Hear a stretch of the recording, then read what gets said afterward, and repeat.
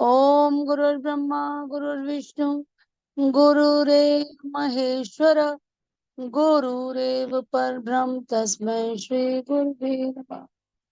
तस्मै श्री गुरुवे नमः।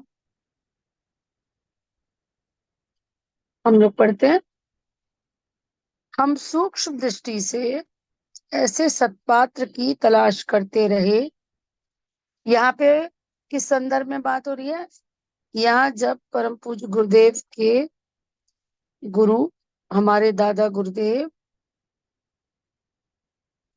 स्वामी सर्वेश्वरानंद जी ने जब गुरुदेव को प्रकाश पुंज के रूप में दीपक की लौ में दर्शन दिए तो गुरुदेव के अंदर विस्मय और भय से मिले हुए भाव आए।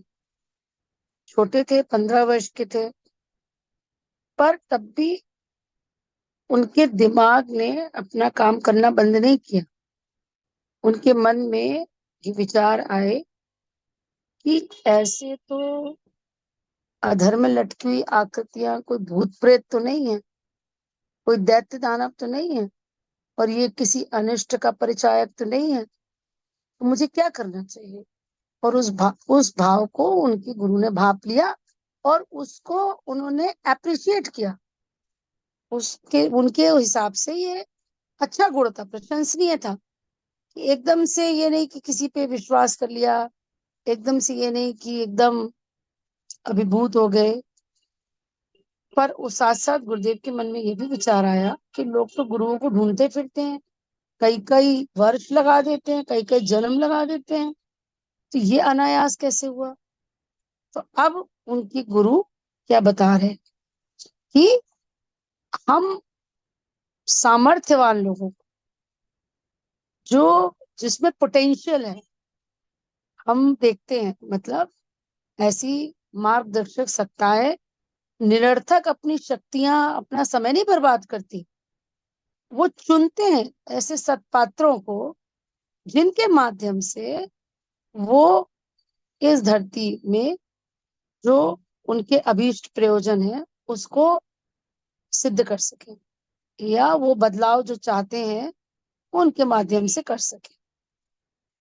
तो आगे वो कह रहे हैं, हम सूक्ष्म दृष्टि से ऐसे सत्पात्र की तलाश करते रहे जिसे सामयिक लोक कल्याण का निमित्त कारण बनाने के लिए प्रत्यक्ष कारण बताए।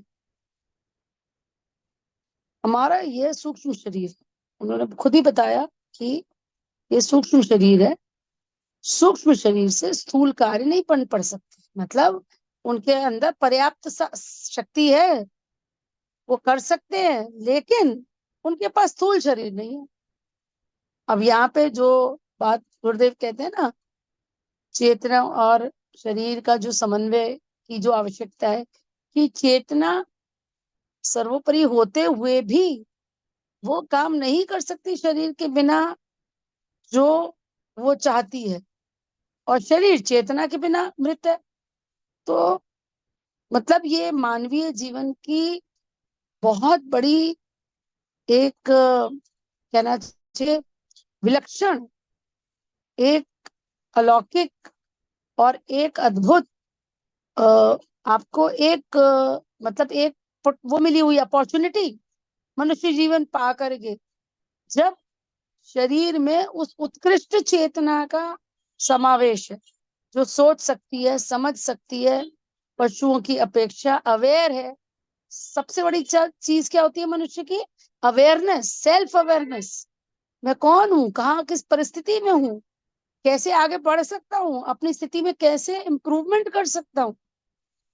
तो यहाँ पे वही, मतलब इतने वो सोचिए, स्वामी सर्वेश्वरानंद जी जिसको स्वयं गुरुदेव कहते हैं, कि क्लियरली नहीं कहा लेकिन उन्होंने शब्द किया है कि संभवतः विश्वामित्र का दूसरा जन्म, ये गुरुदेव ने लिखा है। शायद इसी पुस्तक में लिखा है या किसी और में, मोस्ट प्रोबेबली इसी में लिखा है, देखिए आगे आएगा।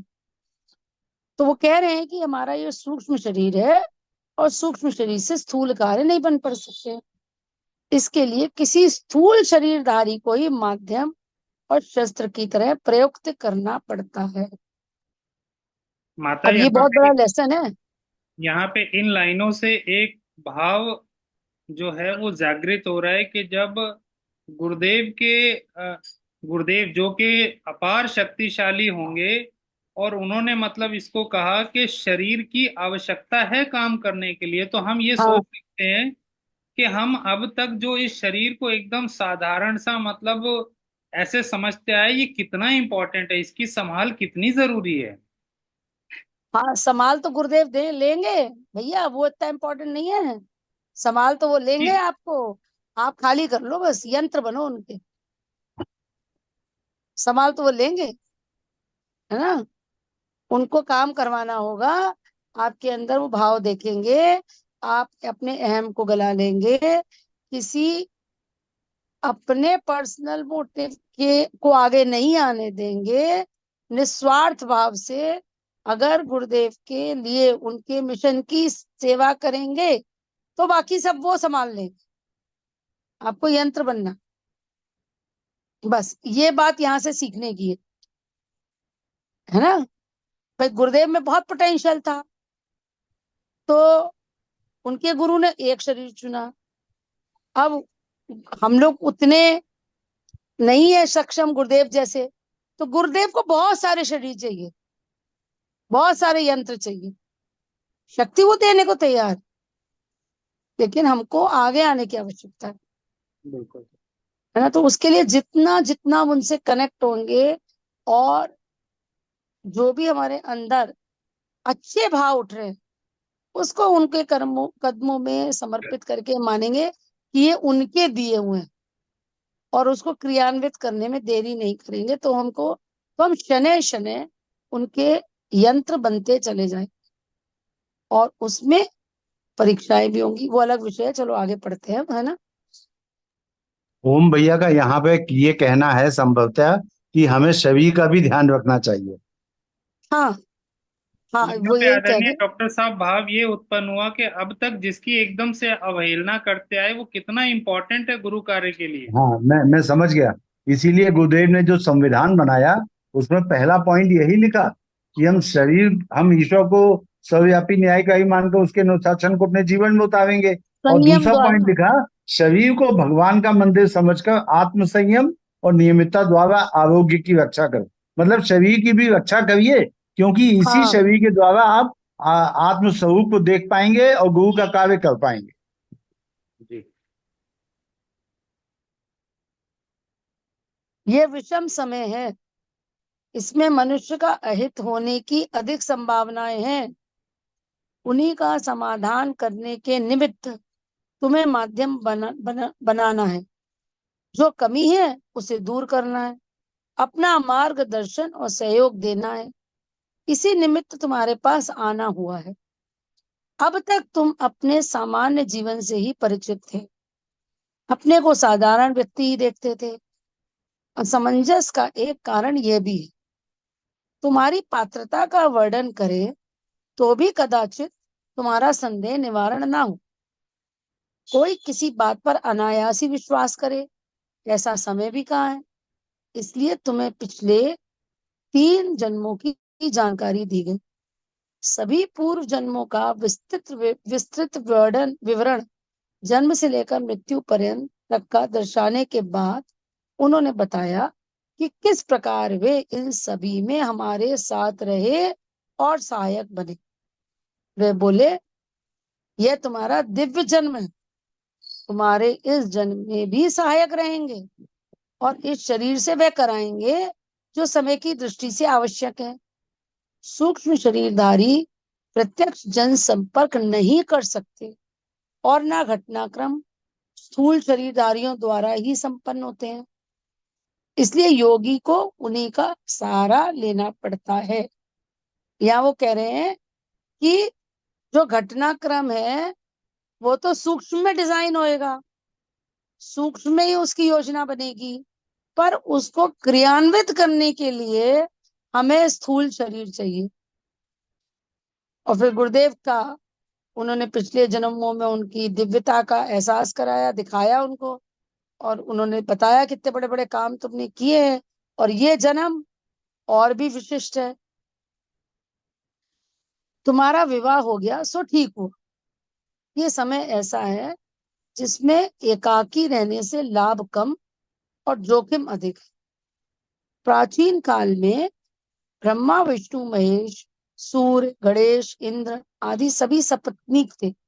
यहाँ पे दादा गुरुदेव गृहस्थ जीवन की का महत्व बता रहे हैं और गृहस्थ जीवन की उपयोगिता बता रहे हैं कि एकाकी नहीं हो, ये अच्छा ही है।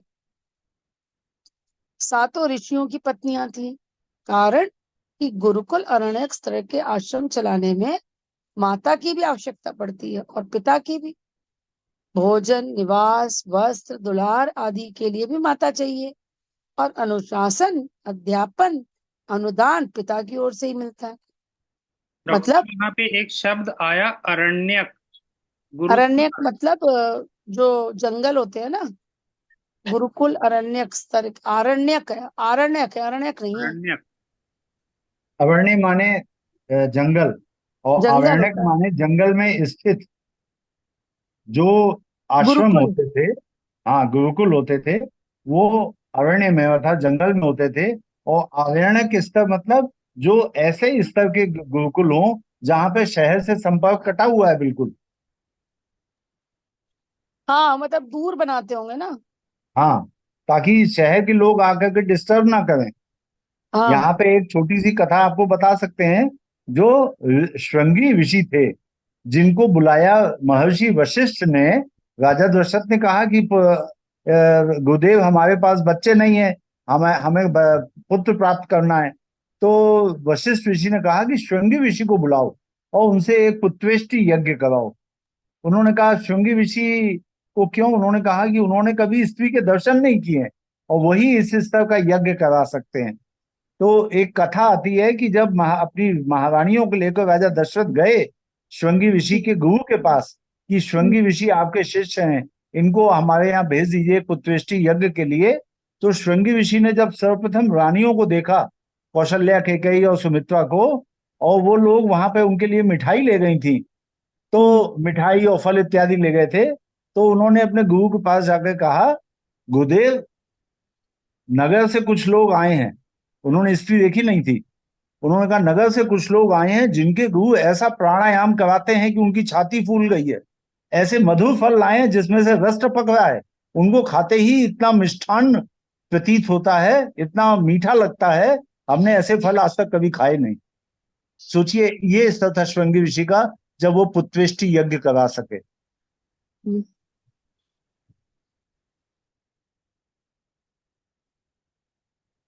भोजन, निवास, वस्त्र, दुलार आदि के लिए भी माता चाहिए और अनुशासन, अध्यापन, अनुदान पिता की ओर से मिलता है। गुरु ही पिता है और गुरु की पत्नी ही माता है। उसी ऋषि परंपरा के निर्वाह के लिए ये उचित भी है, आवश्यक भी। आचल भजन के नाम पर जिस प्रकार आलसी लोग संत का बाना पहनते हैं और भ्रम जाल फैलाते, जंजाल फैलाते हैं, तुम्हारे विवाहित होने से मैं प्रसन्न। इसमें बीच में व्यवधान तो आ सकता है, पर पुनः तुम्हें पूर्व जन्म में तुम्हारी साथ रही सहयोगिनी पत्नी के रूप में मिले।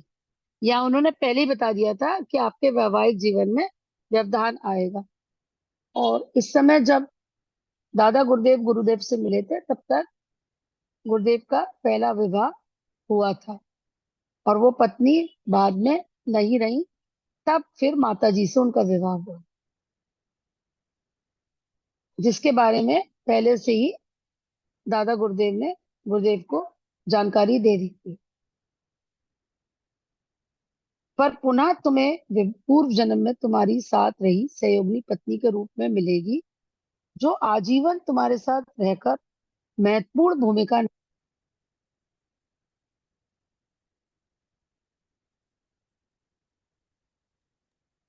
माता आपकी आवाज आनी बंद हो गई है।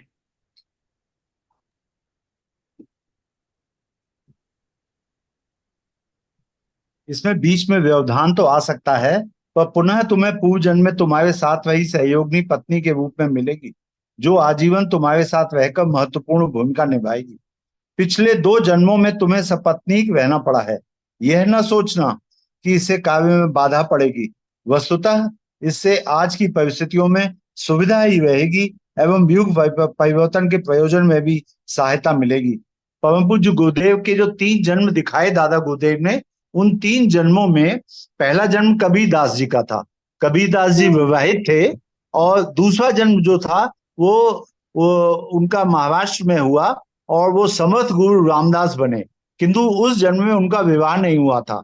एक कथा आती है कि जब समर्थ गुरु रामदास 12 साल के हो गए तो उनके माता पिता ने उनका विवाह करने का निश्चय किया, और उनको विवाह की तारीख निश्चित हो गई। बारात जो है लड़की वालों के घर पहुंच गई, मंडप सज गया, उसमें पूज्य गुरुदेव समर्थ गुरु रामदास के रूप में बैठे, 12 साल के थे। जैसे ही वैवाहिक कार्यक्रम शुरू करने के लिए पंडित ने सब लोग आपस में बातें कर रहे होंगे, तो सबकी बातों को शांत करने के लिए पंडित ने कहा सावधान। जैसे ही पंडित ने कहा सावधान, तो समर्थ गुरु रामदास ने सोचा ये मुझसे कह रहा है, सावधान हो जाओ। तो वो विचार करने लगे सावधान क्यों कर रहे हैं। उनकी समझ में आया कि ये मेरा विवाह होने जा रहा है, इसलिए ये सावधान कर रहे हैं। तो तुरंत वो विवाह मंडप से उठ के भाग गए, और 12 साल तक जंगल में रहे। जंगल में 12 साल तक रहने के बाद जब उनको आत्मज्ञान हो गया, आत्म अनुभूति हो गई, ज्ञान प्राप्त हो गया, तब वो लौट करके वापस अपने माता पिता के चरण स्पर्श करने आए। उस जन्म में उनका विवाह नहीं हुआ था। और तीसरा जन्म जो उनका बताया, वो पश्चिम बंगाल में स्वामी विवेकानंद के गुरु बने रामकृष्ण परमहंस। तब भी उनकी जो सहधर्मिणी, सहयोगिनी और लीला सहचरी थी माँ शारदा, वो परम वंदनीय माँ भगवती देवी शर्मा ही थी। तो दादा जी डॉक्टर साहब, जी थोड़ा बीच में मैं व्यवधान में करना चाहता, कुछ जिज्ञासा मेरी है। जी हाँ अभी मैं डॉक्टर ओपी शर्मा जी का अभी एक प्रवचन सुन रहा था शांति में, जी तो उन्होंने बताया संत कबीर जो थे वो 1398 में जन्म हुआ और 1518 में 120 वर्ष वो जीवित रहे। हाँ पहला चरण जो गुरुदेव का बताया गया आपके तरफ जी में। जी दूसरा समर्थ गुरु रामदास जी 1608 में जन्म हुआ उनका, 1682 तक रहे। हाँ तो वो ये बताना चाह रहे थे कि करीब 200 वर्ष का अंतराल है बीच में, 100 वर्ष का करीब, हाँ है ना। हाँ हाँ 100 वर्ष गुरुदेव पढ़ा रहे, ये हम बताएंगे, लेकिन उन्होंने बताया नहीं वो लेक्चर में, फिर वो जब भी जो भी रहा हो। तो हाँ। वो जो कुछ ऐसा उनके जन्म कई हुए हैं, जन्म उनके कई हुए हैं। जैसे आप लोगों ने एक भगवान बुद्ध की जातक कथाएं पढ़ी हैं आप लोगों में किसी ने बचपन में?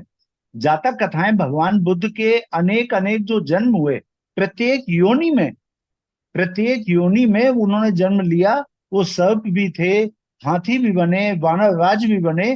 प्रत्येक योनि में उनके जन्म की एक एक कथा है, उसको कहते हैं जातक कथाएं। मैंने पढ़ी हैं वो जातक कथाएं। और हर एक जातक कथा में भगवान बुद्ध जिस जीवित एनिमल, जैसे हाथी है, बंदर है, के रूप में होते थे, तो उसमें उनके बारे में बताया जाता था उन्होंने क्या क्या विशिष्ट काम किया, ऐसा बताते थे वो। हालांकि भगवान बुद्ध के विषय में जो जातक कथाएं हैं, वैसी कथाएं भगवान श्री कृष्ण, भगवान राम के जीवन के विषय में ज्यादा नहीं मिलती हैं। भगवान श्री कृष्ण के विषय में लोग बताते हैं कि 4-5 जन्म उनके लोग बताते हैं, और लेकिन वो एक जन्म तो उनका निश्चित रूप से है, जो उन्होंने स्वयं भी स्वीकार किया है, वो कपिल मुनि के रूप में। उस समय में उन्होंने बहुत कठिन साधनाएं, योग साधनाएं करके, और अपने को उच्च चेतना के उच्च शिखरों पे आरूढ़ किया था। लेकिन गुरुदेव के और भी अनेक जन्म रहे होंगे, पर उनके विषय में कोई चर्चा नहीं होती। ठीक है डॉक्टर, ठीक है डॉक्टर, धन्यवाद, प्रणाम।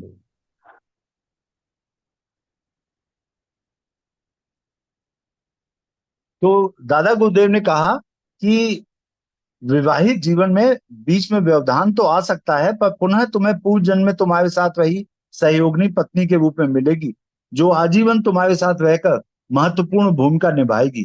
पिछले 2 जन्मों में तुम्हें सपत्नीक रहना पड़ा है, यह न सोचना कि इससे कार्य में बाधा पड़ेगी। वस्तुतः इससे आज की परिस्थितियों में सुविधा ही रहेगी, एवं युग परिवर्तन के प्रयोजन में भी सहायता मिलेगी। सहायता कैसे मिलेगी? उनकी पत्नी की शक्ति भी उनके साथ उनके कार्य करेगी, और माँ भगवती देवी शर्मा ने उनके सभी कार्यों में सहायता ही की।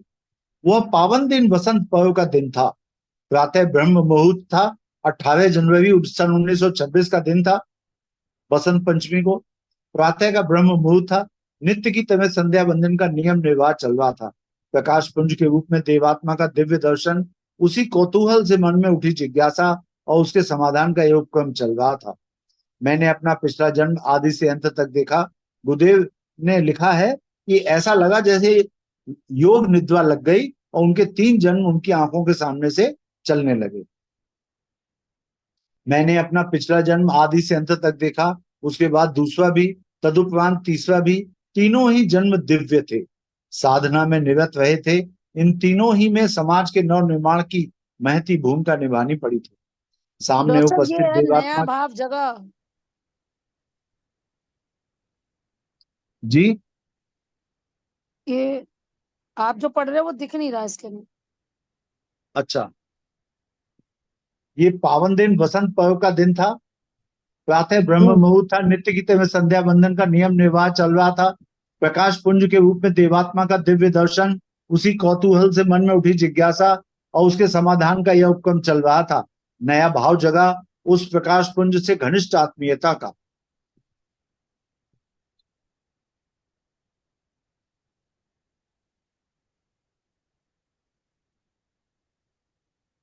उनकी महानता, अनुकंपा और साथ ही अपनी कृतज्ञता का।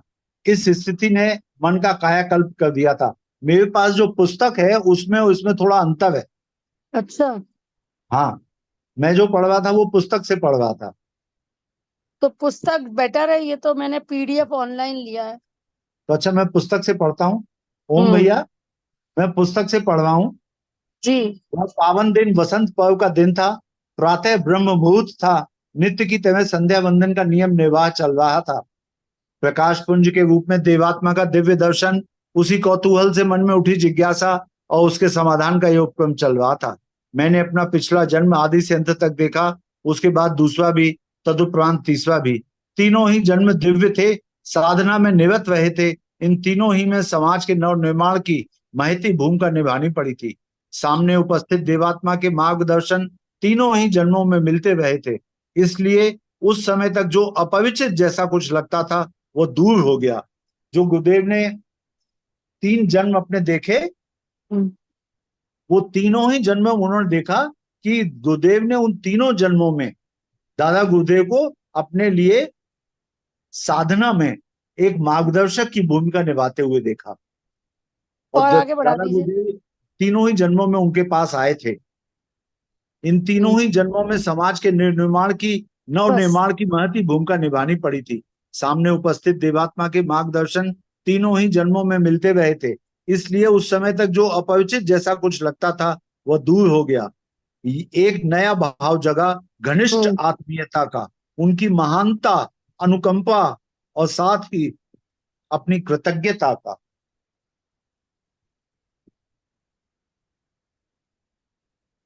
इस स्थिति ने मन का कायाकल्प कर दिया। कल तक जो परिवार अपना लगता था वह पराया लगने लगा, और जो प्रकाश पुंज अभी अभी सामने आया था वह प्रतीत होने लगा मानो यही हमारी आत्मा है। इसी के साथ हमारा भूतकाल बंधा हुआ था। ऐसा ही ये जो अभी अभी एक वाक्य आया, इस स्थिति ने मन का कायाकल्प कर दिया। कल तक जो परिवार अपना लगता था वह पराया लगने लगा, और जो प्रकाश पुंज अभी अभी सामने आया था वो प्रतीत होने लगा मानो यही हमारी आत्मा है। अभी शांति कुंज में एक नया व्यवस्थापक भैया आए और उन्होंने अपना एक अनुभव सुनाया कि शिप्रा नदी में परम श्रद्धेय डॉक्टर प्रणब पंड्या जी ने उनको बुलाया। कहा मेरे साथ हाथ पकड़ करके, बोले अपने दोनों हाथ उन्होंने बढ़ाए, हथेलियां खोल दी। कहा अपने हाथ मेरे हाथों पे रखो, और साथ में उन्होंने डुबकी लगाई। उन्होंने ओ। कहा अब से ये जीवन तुम्हारा गायत्री परिवार के लिए और शांति कुंज में आकर के रहो। फिर उसके बाद उन्होंने जल की अंजलि, उनको जल की अंजलि उनके लेकर डाली उनकी अंजलि में, और कहा बंधु बांधव, परिवार, माता पिता, भाई बहन, सब कुछ आज से त्याग दो। आज से गायत्री परिवार तुम्हारा परिवार है और तुम्हारा परिवार पराया। वही बात गुरुदेव में लिखी है कि इस स्थिति ने मन का कायाकल्प कर दिया। कल तक जो परिवार अपना लगता था वह पराया लगने लगा। जो प्रकाश पुंज अभी अभी सामने आया था वह प्रतीत होने लगा मानो यही हमारी आत्मा है। इसी के साथ हमारा भूतकाल बंधा हुआ था और अब जितने दिन जीना है वह अवधि अवधि भी इसी के साथ जुड़ी रहेगी। अपनी ओर से कुछ कहना नहीं, कुछ चाहना नहीं, किंतु दूसरे का जो आदेश हो उसे प्राणपण से पालन करना, इसी का नाम समर्पण है। समर्पण की गुरुदेव ने जो व्याख्या दी है वो व्याख्या बहुत ही अद्भुत है। आप अगर इसे समझ लें तो आपको समझ में आ जाएगा जो गायत्री परिवार के साधक हैं कि उन्हें करना क्या है। करना यह है कि अब तक जितने दिन जीना है, अब जितने दिन जीना है वह अवधि भी इसी के साथ जुड़ी रहेगी, अर्थात गुरु के साथ। अपनी ओर से कुछ कहना नहीं, कुछ चाहना नहीं, किंतु दूसरे का अर्थात गुरु का जो आदेश हो उसे प्राणपण से पालन करना है, और इसी का नाम समर्पण। समर्पण मैंने उसी दिन प्रकाश पुंज देवात्मा को किया और उन्हीं को ना केवल मार्गदर्शक भगवान वरुण भगवान के समतुल्य माना। उस संबंध निर्वाह को प्राय 60 वर्ष होने को आते हैं, बिना कोई तर्क बुद्धि लड़ाए, बिना कुछ ननु नच किए, एक ही इशारे पर, एक ही मार्ग पे गतिशीलता होती रही। संभव है या नहीं, अपने बूते ये हो सकेगा या नहीं, इसके परिणाम क्या होंगे, इन प्रश्नों में से एक भी प्रश्न आज तक मन में उठा नहीं। ये होता है समर्पण। गुरुदेव ने कह दिया कि ये करना है तो उसमें करना। कुछ भी ना अनुकूल नहीं करना, जो कह दिया वो करना है। उस दिन मैंने एक और नई बात समझी कि सिद्ध पुरुषों की अनुकंपा मात्र लोक हित के लिए सत्प्रवृत्ति संवर्धन के निमित्त होती है। ना उनका कोई सगा संबंधी होता है, ना उदासीन विरोधी। किसी को ख्याति संपदा या कीर्ति दिलाने के लिए उनकी कृपा नहीं बरसती। विराट ब्रह्म विश्व मानव ही उनका आराध्य होता है। उसी के निमित्त अपने स्वजनों को वे लगाते हैं। अपनी इस नवोदित मान्यता के पीछे रामकृष्ण, विवेकानंद का, समर्थ रामदास और शिवाजी का, चाणक्य और चंद्रगुप्त का, बुद्ध और अशोक का गुरु शिष्य संबंध स्मरण हो आया। जिनकी आत्मीयता में ऐसा कुछ ना हो, केवल सिद्धि चमत्कार कौतुक कौतूहल दिखने या दिखाने या सिखाने का क्रियाकलाप चलता रहा हो, समझना चाहिए कि वहां गुरु और शिष्य की क्षुद्र प्रवृत्ति है और जादूगर बाजीगर जैसा कोई खेल खिलवाड़ चल रहा है। गंध बाबा चाहे जिसे सुगंधित फूल सुंगा देते हैं, बाघ बाबा अपनी कुटी में बाघ को बुलाकर बिठा लेते हैं, समाधि बाबा कई दिन तक जमीन में गड़े रहते थे, सिद्ध बाबा आगंतुकों की मनोकामना पूरी करते थे। ऐसी ऐसी अनेक जनश्रुतियां भी दिमाग में घूम गई और समझ में आया कि यदि इन घटनाओं के पीछे मैस्मरिज्म स्तर की जादूगरी थी तो महान कैसे हो सकते हैं। ठंडे प्रदेश में गुफा में रहना जैसी घटनाएं भी कौतूहल वर्धिक ही हैं। आज के लिए इतना ही, शेष कल पढ़ेंगे। ओम शांति शांति शांति। सभी को प्रणाम।